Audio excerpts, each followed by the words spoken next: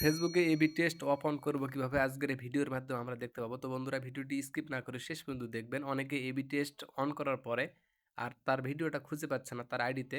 তো আমরা সেটা কেমন করে বের করব আজকে দেখতে পাবো। আমি সেটিংয়ে যাচ্ছি। তো আপনারাও সেটিংয়ে যাবেন। আপনারা স্ক্রিনে ভালো করে লক্ষ্য করবেন, দেখতে পাচ্ছেন।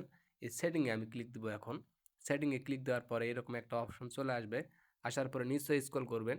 করার পরে দেখতে পাচ্ছেন মিডিয়া নামে একটা অপশন আছে। ওকে, এই যে মিডিয়া নামে একটা অপশন দেখতে পাচ্ছেন, এই মিডিয়া অপশনে আমরা ক্লিক দেব।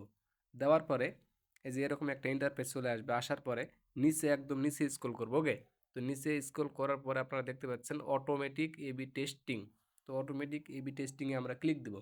ক্লিক দেওয়ার পরে দেখতে পাবেন একটা অপশন চলে আসবে।